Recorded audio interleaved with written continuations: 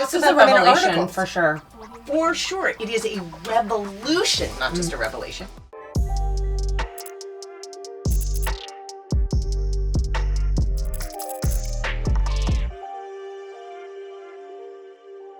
Hi, I'm Lauren Berlingeri, co-founder and co-CEO of Higher Dose, and this is The Hot Seat. And I'm here today with Stacy London, who is a stylist expert, who's known for What Not to Wear, which in Canada, that was probably one of the biggest shows ever, I have to just say. I did feel like Cher every time I went to Canada. And now she is the Queen of Menopause. So I can't What a funny title. I know. Menopause royalty. It's a funny progression too. So I'm so excited to just dig into how you got started. First of all, how did you get into fashion and styling? I mean, I knew you grew up in New York City, so I'm sure that was helpful, but... I don't think that that's why I got into fashion. I think I got into fashion because I was very insecure. I had a skin disease when I was younger I covered my body. I have a ton of autoimmune diseases. It had a terrible effect on my self-confidence. And I saw fashion as this escape, as this kind of beautiful, sparkly world where I could be beautiful and cool and wonderful. So around 16 is really when I started to focus on fashion. I worked in magazines until I was 30.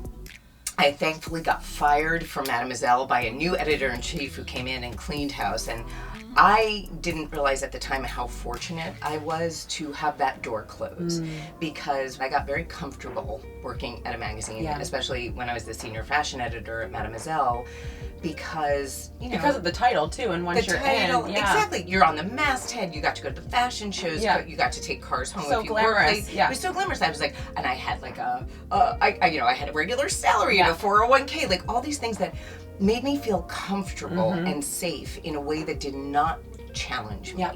And it wasn't until I got pushed out of that nest that I really started to look for what did I really want. And that year, I started styling because freelance styling, I had an agent, but I wasn't styling like high fashion. I was styling like bank commercials and children's high C commercials. And, I was staying up late at night to like iron on patches to like, little kids, overalls. And I learned how to dress all kinds of people, not just 6 foot tall, 100-pound models. Like I remember I had a floor client, right? And we were shooting in this Tribeca loft. They were doing like wood floor paneling or something. And the way that I dressed this family, the agency was so excited because they felt like it had character. And I thought, there is something to this. I just don't know what it is that I want. And then I got a phone call about some little show on some channel that some production company, something with a C, ABC, NBC, BBC, TLC. And I went in and over, I don't know, God, it must have been like at least 6 to 8 months. Every freelance stylist in the city auditioned for this show. The compassion and empathy that I really experienced for the people that we were working with grew so much over time. To see people, particularly women, beat themselves up for the way that they looked or not understanding how style could make them feel so powerful, not only allowed me to be kinder to people in general, it allowed me to be a lot more compassionate and kind with myself. To yourself. And I was great at being critical because I've had an inner critic in my life since I was 3, right? The minute I knew, like when that doctor said she's got a chronic disease, and I remember the first time I felt psoriasis, I had it on the back of my ear. It just felt like chicken skin, like bumps, and I kept trying to like pick them off like scabs, and they wouldn't go away. And I went up to my mom, and I must have been making a weird face because the thing she said to me that, well, I will never forget is, what's wrong with you? And she was asking like, why do you look that way? But I took it as there is something wrong with me. And that stayed with me, and I internalized that for so long that to some degree, I fought that my entire career. I've been fighting that my entire life. And some of those kind of childhood traumas stay with you. And you kind of learn to live alongside them, or you learn to rationalize them in a way that allows you to versus overcome them almost. Because now it's your identity. So what would you be without psoriasis? Or what would I be without that insecurity? What would I be without those limiting beliefs that I can't do certain things or whatever? And I've spent my midlife, instead of having a crisis, trying to push crisis into renaissance. When I think about what happened to me at 47. Part of it was this idea that I felt like my phone had stopped ringing. I wasn't doing as much television as I'd been doing before. I had been co-hosting on The View for a year. And do you think that had to do with your age? I don't know whether it had to do with my age or whether people just thought I was a pain in the ass to work with. Hard to say. But I know that I started to feel different at 47. I started to feel like I didn't look the same. I don't look like myself. I don't feel like myself. And I don't know what to do about it, which for me was an insane, intense loss of agency, right? Well, what Whereas were the I used to be symptoms that you were experiencing? Well, that's the thing. I didn't know they were symptoms of menopause. In 2016, had pretty severe and major 7.5-hour spine surgery. And I started to feel this intense anxiety. I couldn't sleep. I started to get hot flashes. And I thought this was all part of the response to the surgery. Then I started to have these mood swings. Then I started to get crazy like skin problems. Cystic acne, dry skin, like you couldn't drink enough water, you couldn't put on enough moisturizer, nothing worked. And I felt crazy. And as I recovered from that surgery, my father got very, very sick. Most days, me or some family member was with him. And when it got to the point where he needed to have his blood checked every day and go to the hospital every day and making sure there was a car service, all of the things that we had to do was incredibly stressful. And I started to notice that I was getting heart palpitations. And I thought that was because my dad was dying of heart disease.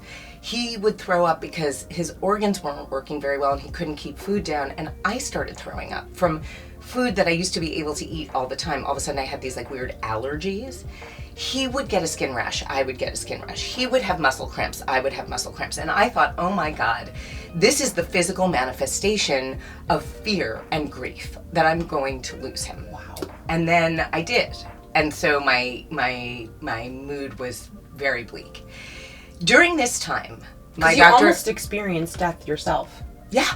And what it felt like to die.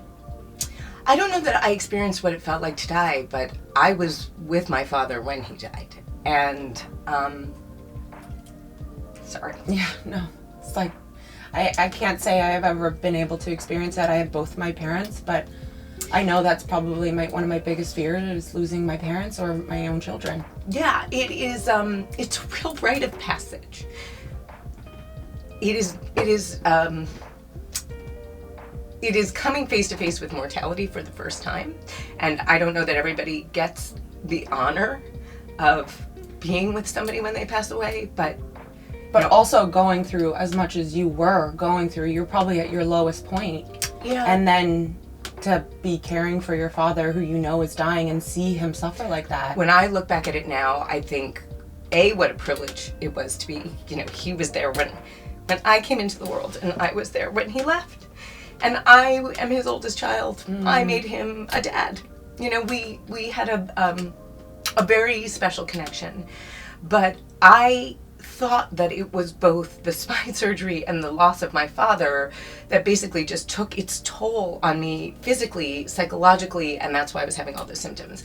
Now, anybody who knows anything about perimenopause will know that all of the symptoms that I listed that I thought were either from the surgery or losing my dad are all perimenopausal. I recommend this very highly. If your doctor does not give you more of an explanation about menopause, my doctor said to me, it might be menopause, you'll get through it. That is not a sufficient answer. And you are allowed to fire your doctors if you know and feel like your instinct is telling you that something isn't right until you find a doctor who can understand, listen, and actually support you. We, in the wellness industry, in the health community, are talking about menopause nonstop. Yep. The press is writing about it. Menopause is having its moment. But the thing is, if it's having its moment, there's going to be... It's been around forever! Not only has it been around forever, then it's a fad, it's a trend. We're going to stop writing about it. We're going to stop talking about it. We need to make menopause and midlife part of the cultural zeitgeist. So this is about overseeing what middle-aged women are portrayed like in television, in films, how we talk This is about a women in revelation articles. for sure. For sure. It is a revolution, not just a revelation. And for me, that has more to do with the fact that Gen X, in particular, my generation, has never gotten to a point where we haven't been able to learn something. There has never been a moment that we haven't been able to research something, whether it was like back in the day when we were using encyclopedias at the library or Google, right? Now we have gotten to this point where there's just a black hole. Yeah. And Gen X in particular will not stand for it. Yeah. I think we are the last generation to experience the generational shame of aging and the first generation to break the taboo. Amen. And you're leading all of that. That's what I'm trying to do. That is amazing. Well, what was the goal of hosting the Menopause Summit? Oh, well, that's such a good question. Oh my God. Really the goal was because I saw the writing on the wall, right? I realized all of these small companies and a ton of menopause companies are popping up, and they popped up in the last year. All have small voices, right? We all have small voices. We have a reluctant consumer who does not want to talk about this. So I wanted to gather the press and all of my competitors and people who are complementary to the work that I was doing in my company and say, hey, press, look at all these people that I was able to get together. You need to see there are a lot of us out here, and you need to stop writing about menopause as a fad or a trend and get in with us for the long haul. Yep. I feel like you as a spokesperson is making menopause sexy. So if I can look like you and oh my God, that's really, take like such pain and turn it into like such encouragement and power and beauty, I'm like so in awe of you. So thank you so much to Stacy London. You're an absolute inspiration. Now the pleasure part, which I think for both of us, doing the cold plunge for 3 minutes. I feel like I've been waiting for this my whole life, this cold plunge. Yeah. I think we deserved it. I think we've been in here for an hour and a half, everybody. So, woo! Thank you. Let's go. Let's go.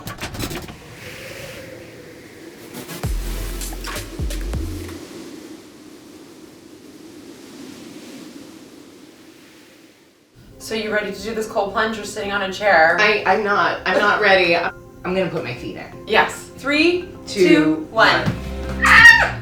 Oh my God. Ah! Oh, you're gonna do that. Oh, you're gonna put your whole body in? Whole body. I don't even know how you can, my feet hurt. I think you're actually getting the part of your body that is gonna be the most painful in there. This is brutal. Which is definitely your extremities and your hands and your feet. But everybody has always said to me that cold plunges are the best. We avoid things we don't want to do. We avoid the things that like aren't pleasurable, and yet some of these things are so beneficial to us that if we could just get past the hurdle. Exactly. I'm really impressed. It does go by. by. You don't even look uncomfortable. Well, I've been doing, like I literally do this 5 days a week, so it's a big part of my wellness. 3, 2, 1! Yay!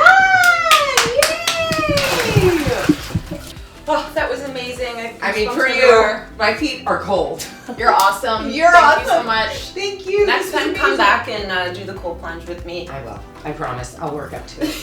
Thank you everyone for watching. Make sure to subscribe to the YouTube channel for more juicy conversations in the hot sauna.